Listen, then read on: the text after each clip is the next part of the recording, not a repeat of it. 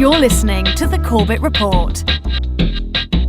CorbettReport.com. Welcome, ladies and gentlemen, welcome to another edition of The Corbett Report. I'm your host, James Corbett of CorbettReport.com, coming to you, as always, from the sunny climes of Western Japan, here on this first day of November 2013. Welcome to episode 286 of the Corbett Report podcast, Rockefeller Medicine. Quote, "The crisis in today's healthcare system is deeply rooted in the interwoven history of modern medicine and corporate capitalism. The major groups and forces that shaped the medical system sowed the seeds of the crisis we now face.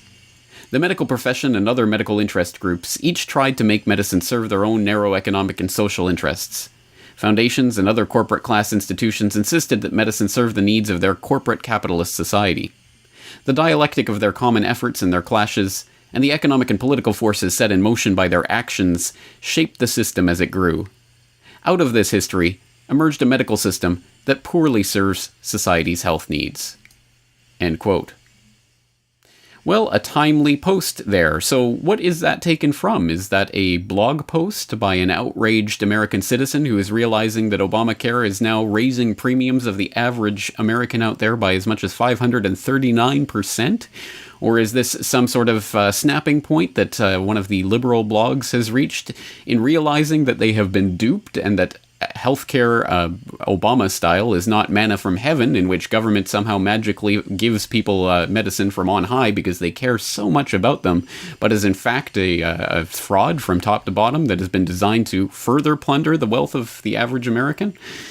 No, actually, as a matter of fact, this is a section, in fact, the introduction to a book that was written in 1979 by E. Richard Brown, published by the University of California Press. That's right, people have been talking for decades and decades and decades now about how America's healthcare system is broken and is certainly not serving the needs of Americans, with the highest medical rates, the highest proportion of salaries, and the highest proportion of GDP being spent on healthcare in America in the entire world. This is obviously a problem of, well, excuse the pun, epidemic proportions. And the question is, how have we arrived at this spot? Well, there are some obvious answers to this, and some not-so-obvious answers. And one of the not-so-obvious answers that is being studiously avoided in the left-right farcical phony debate about Obamacare, which, as always, tries to spin things off into a phony left-right paradigm and a political agenda that doesn't really amount to any difference whatsoever. One thing that is studiously avoided is, well, speeches like this by Senator Max Baucus, who helped pass the Obamacare Act back in 2009, and who was, at that time, thanking some of the people who made that act possible. And I want to single out one person. And that one person is sitting next to me. Her name is Liz Fowler. Liz Fowler is my chief health counsel. Liz Fowler has put my team together, healthcare team. Liz Fowler worked for me many years ago, since left the private sector, and then came back when she realized that she could be there in the creation of healthcare reform, because she wanted to, in a certain sense, that to be her professional lifetime goal.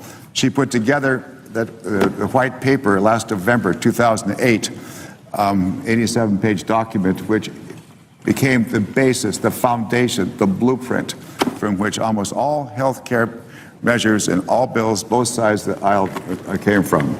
She's an amazing person. She's a lawyer. She's a PhD. She's just so decent. She's always smiling. She's always working. She's always available to help any senator, any staff. And I thank Liz from the bottom of my heart. And in many ways, she typifies, she represents all of the people who've worked so hard to make this bill such an accomplishment. So what, you're thinking? So who is this Liz Fowler anyway, and why is it so important to be bringing up this, well, gushing and rather embarrassing praise from Senator Baucus on the House floor? Well, it's because Liz Fowler is not just someone who was formerly in private industry, as he tangentially made mention of in that speech, but someone who, well, had a very interesting history, and one that we can even pick up from mainstream sources like NBCnews.com, which had a post back a few years ago, Fact or Fiction? Senate Chairman has ties to big insurer. Quote, Elizabeth Fowler, now serving as counsel to Baucus on the Finance Committee, worked as an executive, not a lobbyist, for WellPoint, the largest publicly traded commercial health benefits company from 2006 to 2008. Prior to that, she'd worked for Baucus.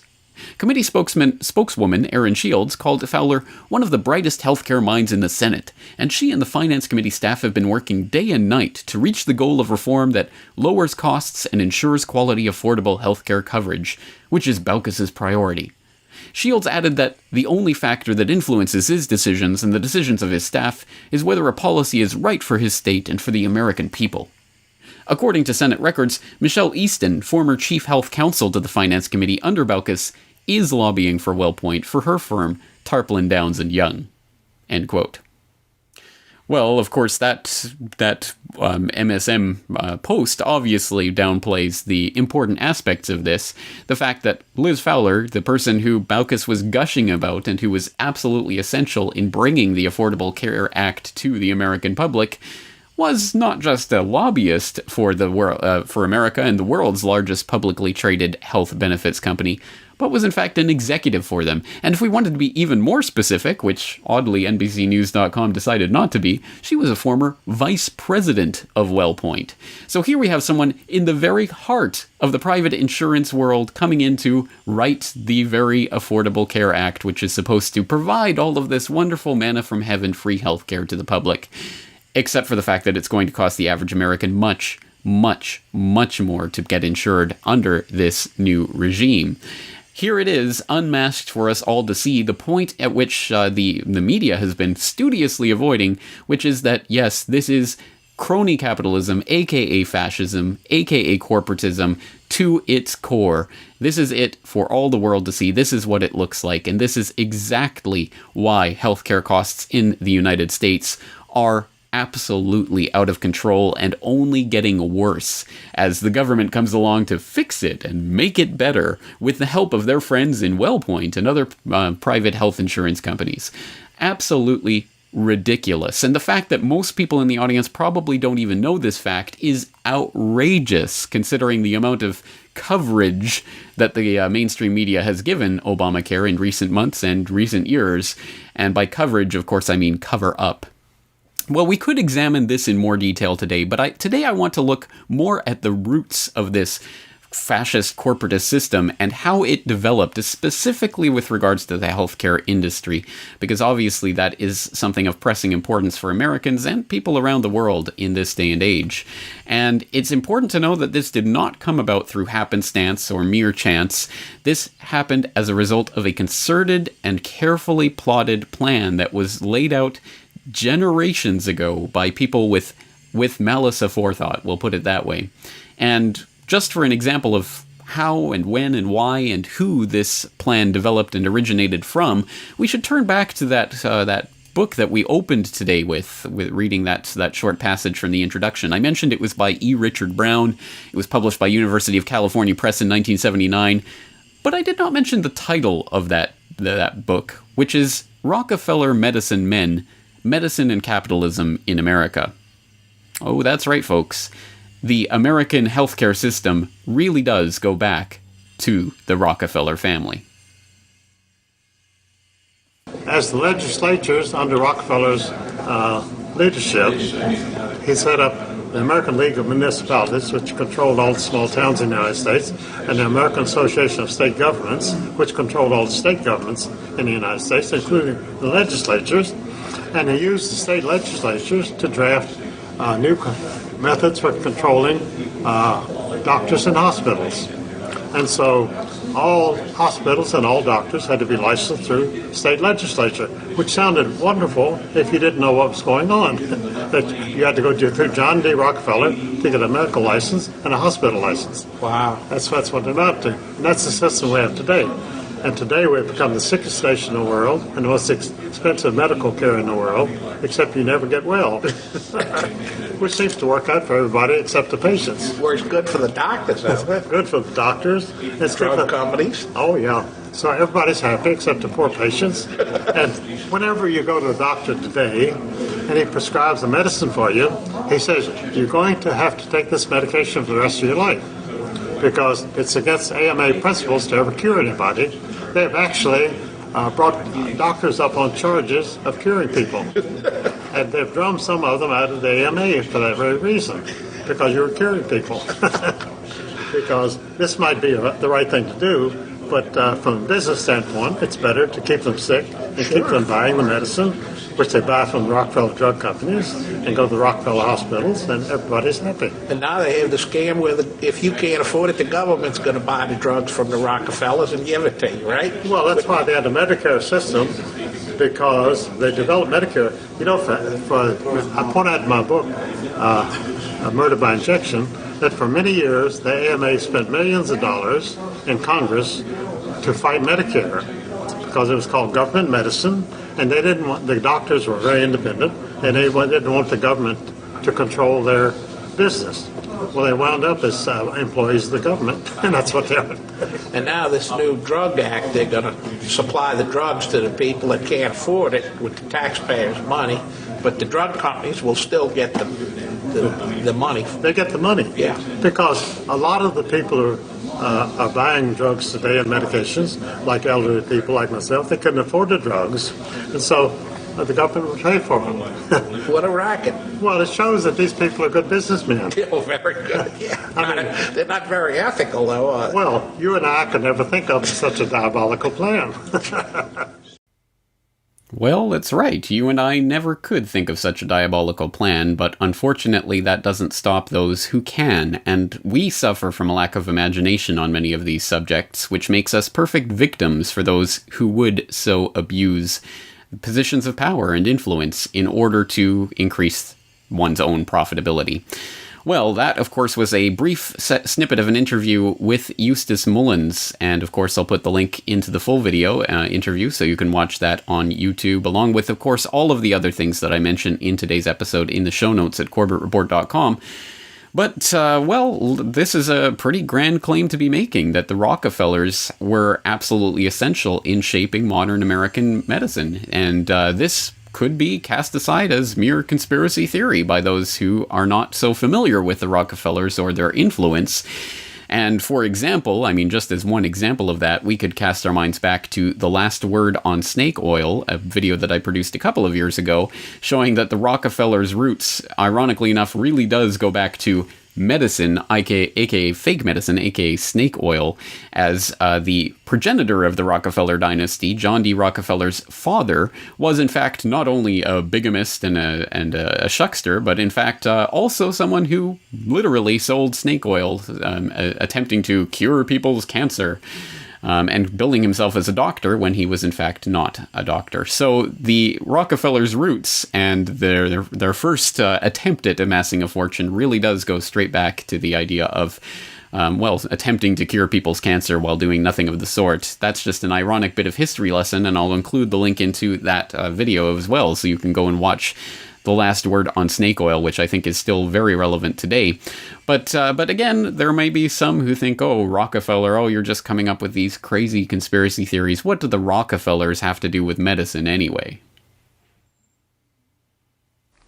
How did working for a Nobel laureate at the Rockefeller University shape your science career? So that was a pretty serendipitous event in my life. I knew I wanted to come back to New York City, and I was applying to postdoctoral positions in New York City.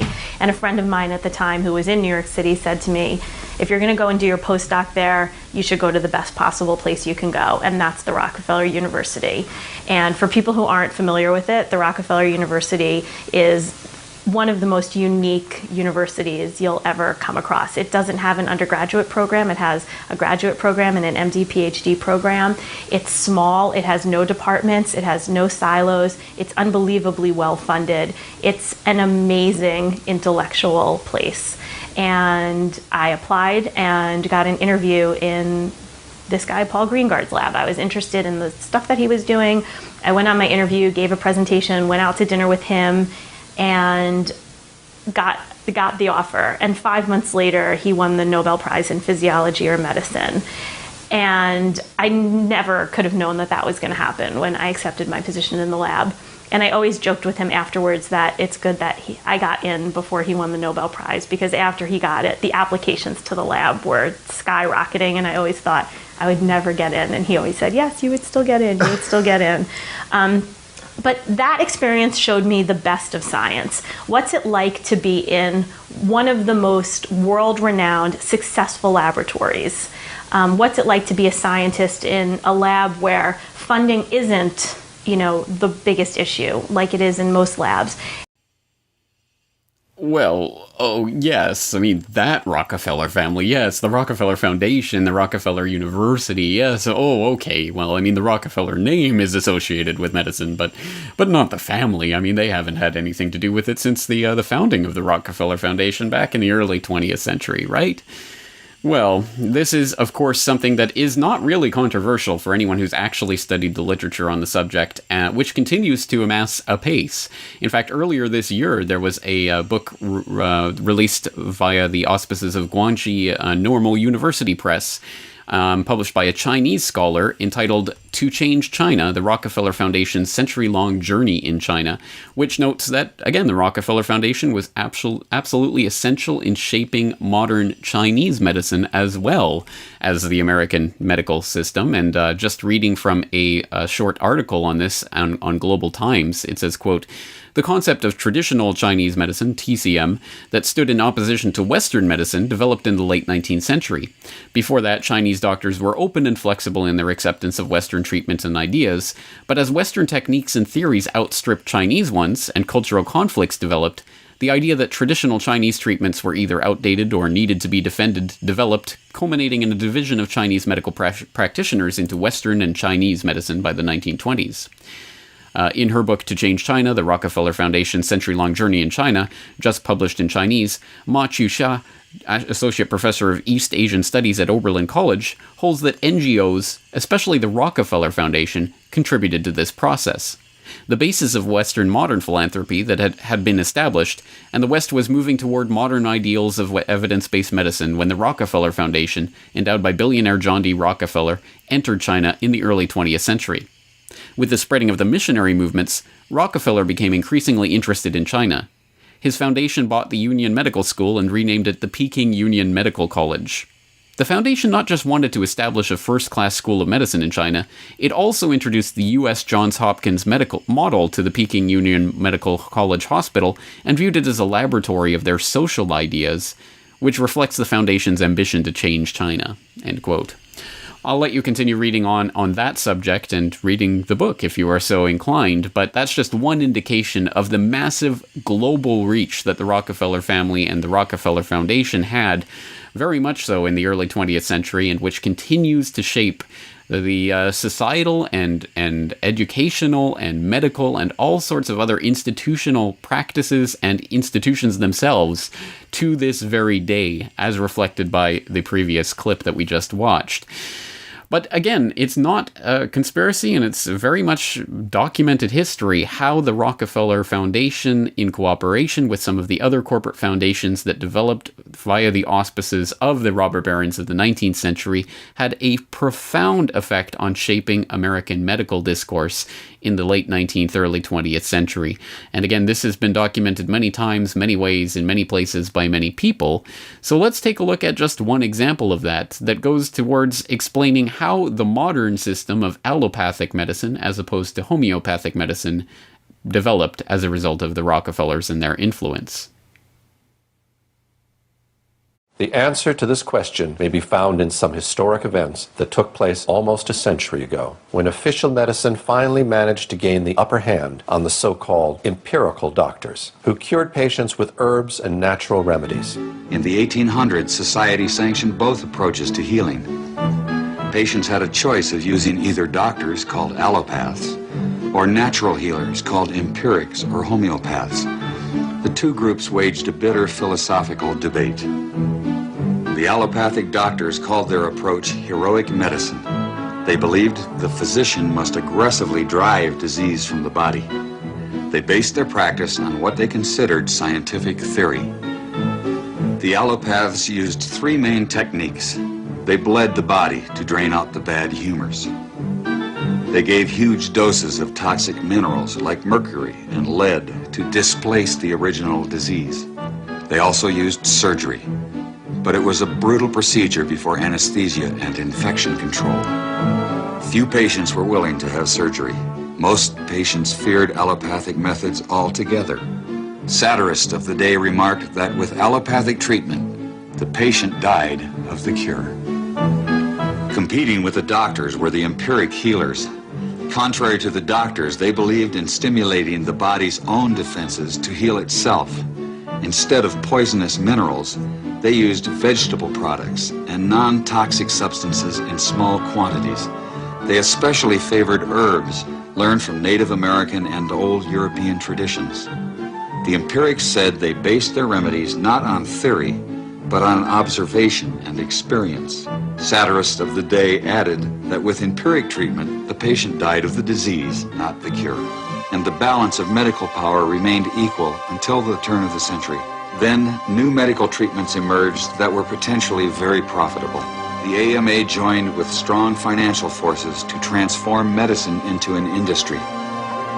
The fortunes of Carnegie, Morgan, and Rockefeller financed surgery, radiation, and synthetic drugs. They were to become the economic foundations of the new medical economy. The takeover of the medical industry was accomplished by the takeover of the medical schools. Well, the people that we're talking about, Rockefeller and Carnegie in particular, came to the picture and said, we will put up money. They offered tremendous amounts of money to the schools that would agree to cooperate with them. The donors said to the schools, we're giving you all this money. Now, would it be too much to ask if we could put some of our people on your board of directors to see that our money is being spent wisely? Almost overnight, all of the major universities received large grants from these sources and also accepted 1, 2, or 3 of these people that I mentioned on their board of directors, and the schools literally were taken over by the financial interests that put up the money. Now, what happened as a result of that is that the schools did receive an infusion of money. They were able to build new buildings. They were able to add expensive equipment to their laboratories. They were able to hire top-notch teachers. But at the same time as doing that, they skewed the whole thing in the direction of pharmaceutical drugs. That was the efficiency in philanthropy.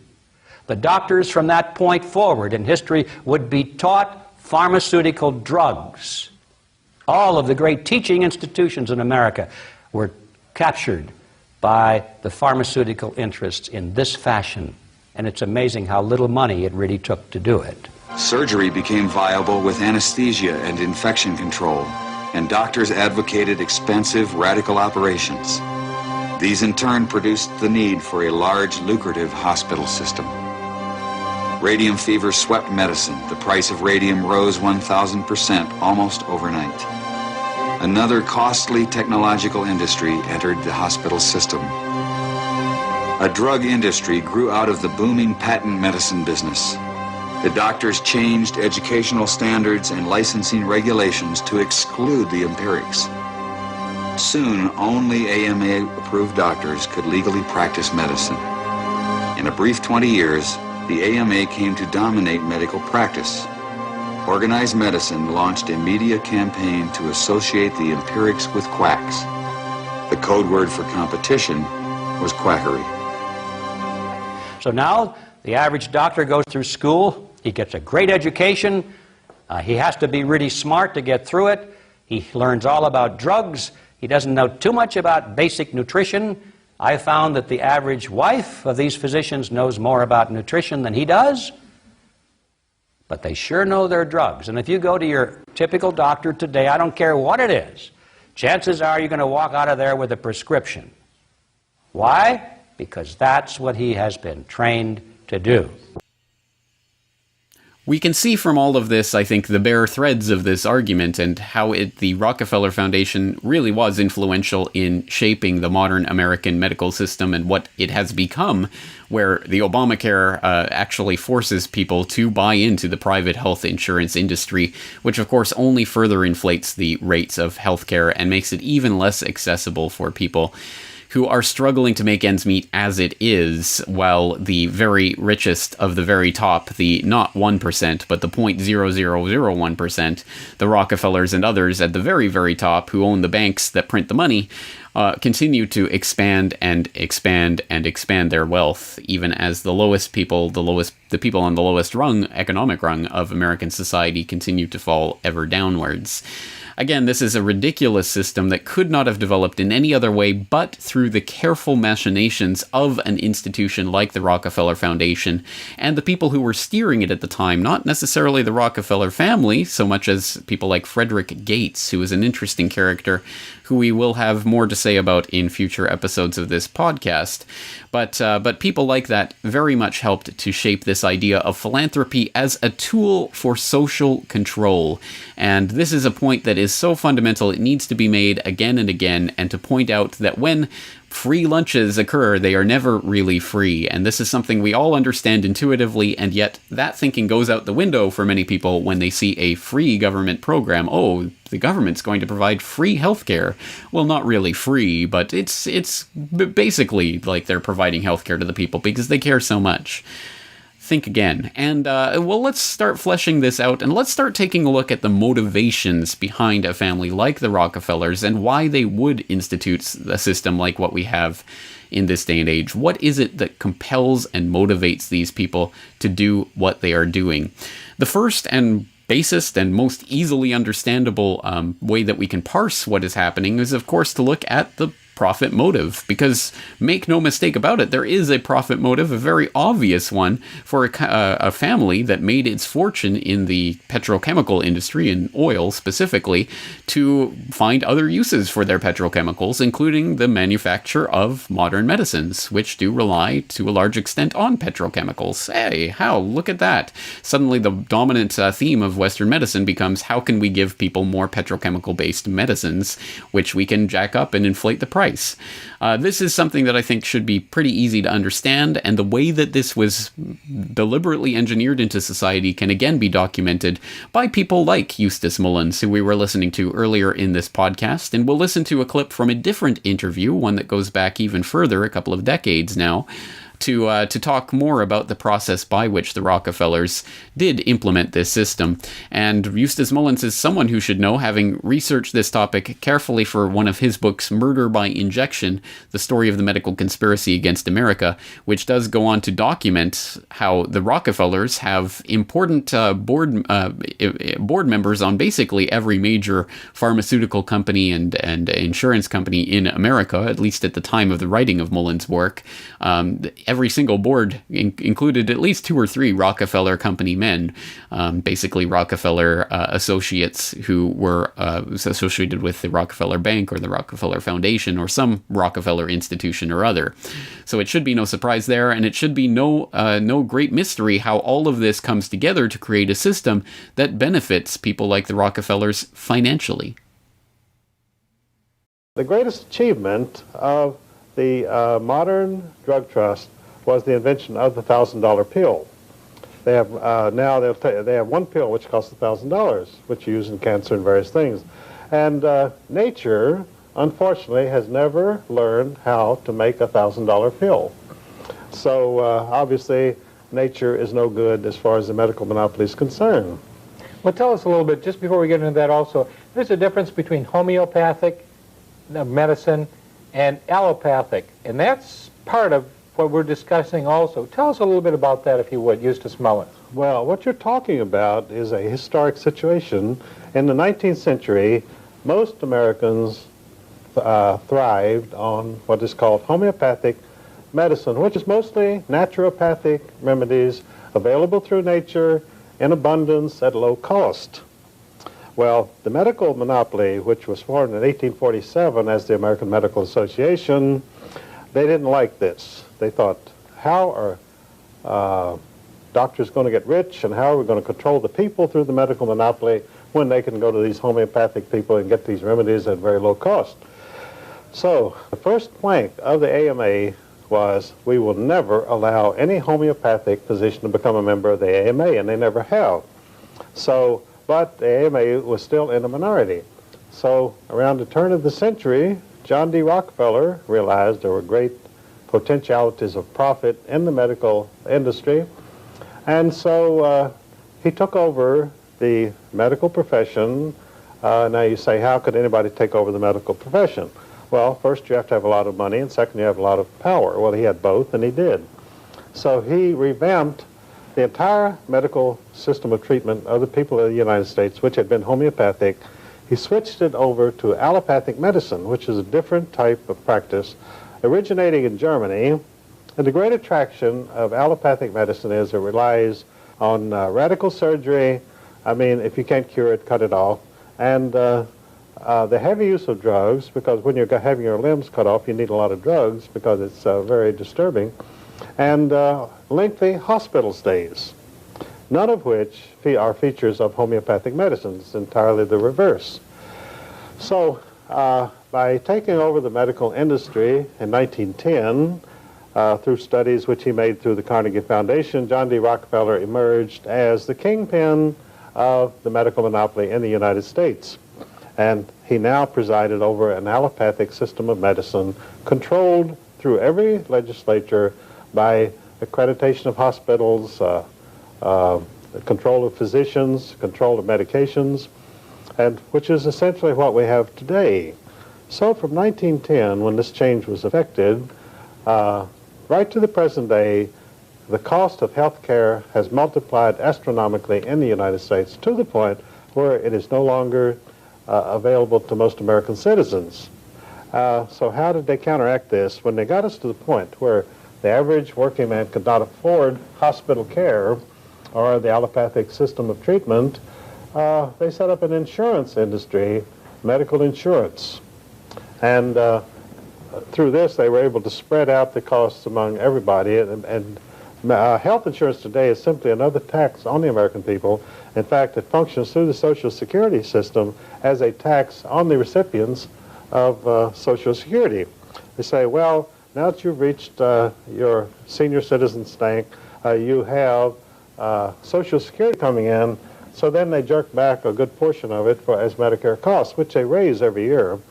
And so eventually, probably, Social Security and Medicare will be equal. So you'll get a check every month, which will be 000. They say, well, here's your Social Security check, but we've deducted your Medicare costs, and so now you get zero. And it's funneled into the Rockefeller-style monopoly, whoever is involved in it. Oh, all of the money from the health industry goes into the medical monopoly and the drug trust. Interestingly enough, the Rockefellers control every major drug company in the world. And now when I say control, I mean directly. They have, among the directors and officials of each of the 18 largest drug companies in the world, they have men from Chase Manhattan Bank, from the Exxon oil company, and so forth. So they're right there. The names, I have all their names in my book, Murder by Injection. And with this kind of control and the monopoly, they have been jacking up the health costs on the American people monthly, not yearly, but monthly.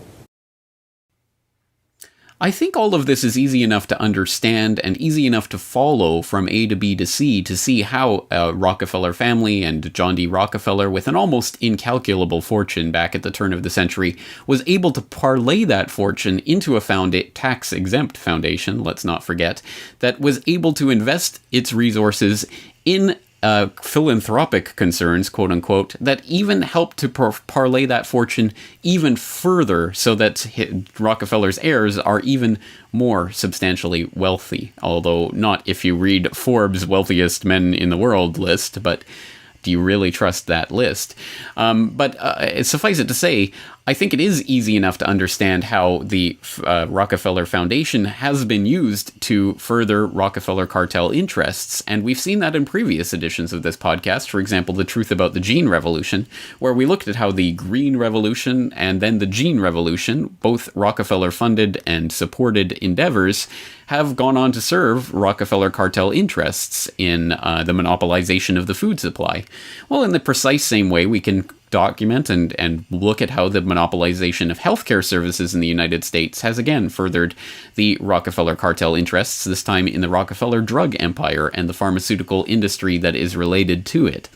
But I think we also have to understand that there is something deeper behind this, an agenda that goes beyond the mere profit motive, because it is something of a truism that once we get into the rarefied part of the economic stratosphere that the Rockefellers and Rothschilds and the other 0.0001% of the elite reside in, where they not only have access to unlimited amounts of wealth, but access to the processes by which that wealth is created and or destroyed, i.e. the banks themselves that create the money out of thin air, I think we understand that profit isn't in and of itself a motivating driving factor for the David Rockefellers and others of the world. There has to be something more fundamental at base. And as I've made the point many, many times on this podcast and in the interviews that I do, I think that at the end of the day, this is not about money. This is about power. And money can be parlayed and used as a type of currency to buy and purchase power, but ultimately it is the power itself that is the important factor in this equation. And this power is being wielded for a specific purpose, the driving, motivating ideology of these cartel families, and one that has motivated them demonstrably for generations, which is to say, eugenics and depopulation. In 1952, John D. III founded the Population Council, an organization dedicated to promoting the now debunked fear that overpopulation would ravage the earth and cause mass death by the year 2000. Rockefeller appointed Frederick Osborne, the leader of the American Eugenics Society, as its first president. In the 60s, the Rockefellers funded a WHO-administered task force on vaccines for fertility regulation that developed anti-fertility vaccines, a task force that eventually succeeded in developing an anti-HCG vaccine that caused spontaneous abortions in vaccinated women. In the 90s, WHO-administered tetanus vaccine programs in multiple countries were racked with scandal when it was discovered that vaccines were laced with HCG and causing spontaneous abortions in the third world populations who were being unknowingly injected with them. David Rockefeller continues to promulgate the same overpopulation fear-mongering, always framing the problem so as to posit the United Nations as the only solution, without noting that the UN was built on land donated by his family on the ashes of the League of Nations, an organization founded by Rockefellers and their family allies. Last year, David Rockefeller hosted a meeting of billionaires including Ted Turner, George Soros, Bill Gates, and others, at which they concluded that overpopulation was the world's most pressing problem. The Rockefeller Foundation gives grants to Planned Parenthood, the Population Council, and others. You can see here in 1997 they did a study actually giving fertility control agents to people in India. Here is the research grant in action. And if you remember just a minute ago I talked about the Population Council. These people are getting money from the Rockefeller Foundation. They said mass use of fertility control agent by government to regulate births at an acceptable level. This is actually here, once again, public information by the Population Council from 1969. The overall Rockefeller goal? Well, they say in part, quote, science would eventually come to control the fundamental processes of biology. They literally want to control the entire cycle of life, from birth to death, everything in between. They want to control hormones, they want to control glands, they want to control genes. They have no limit to what they attempt to accomplish, and all their funding towards genetic research and more has been part of this goal. It was part of their ultimate means of social control and social engineering, eugenics. Ironically, however, the very innovations that are making possible dramatic improvements in human well-being are also creating new problems which raise the specter of an alarming and possibly catastrophic disaster to the biosphere we live in. And herein lies the dilemma that we all face. Let me illustrate. Improved public health has caused the world's infant mortality rate to decline by 60% over the last 40 years. In the same period, the world's average life expectancy has increased from 46 years in 1950s to 63 years today. This is a development which, as individuals, we can only applaud.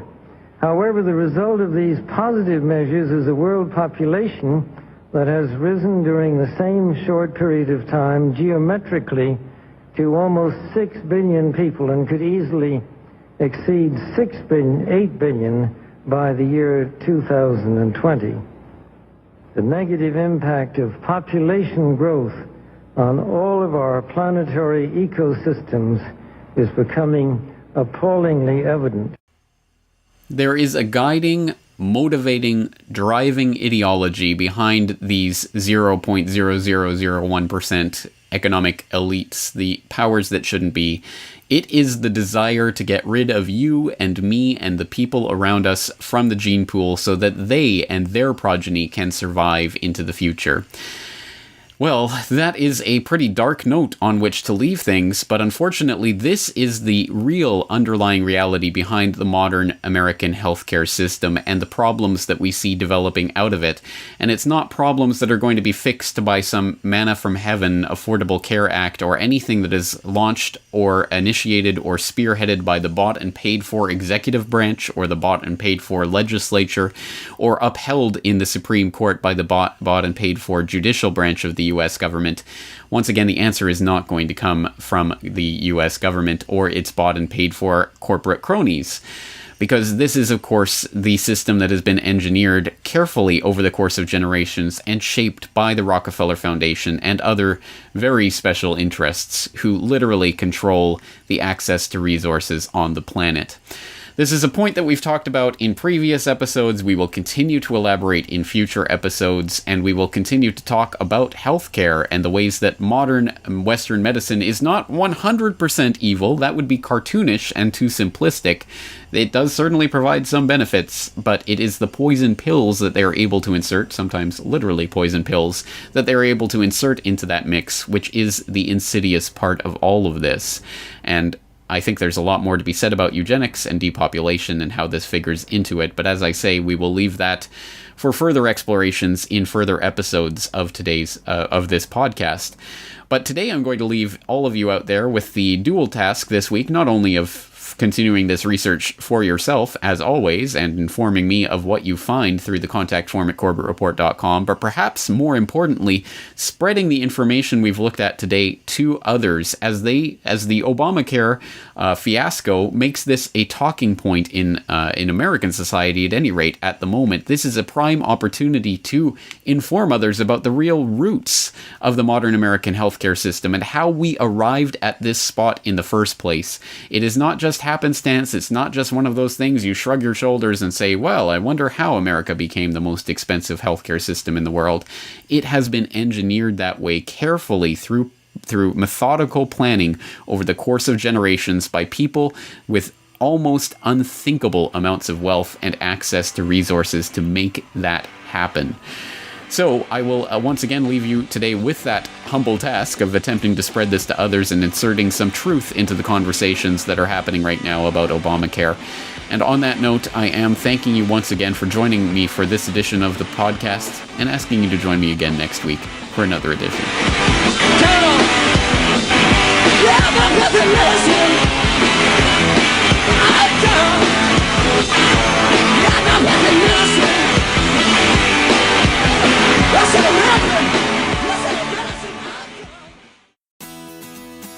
The Corbett Report is brought to you by the Corbett Report subscriber, a weekly newsletter featuring James Corbett's International Forecaster editorial, recommended reading and viewing, discounts on Corbett Report DVDs, and once a month, a subscriber-only video.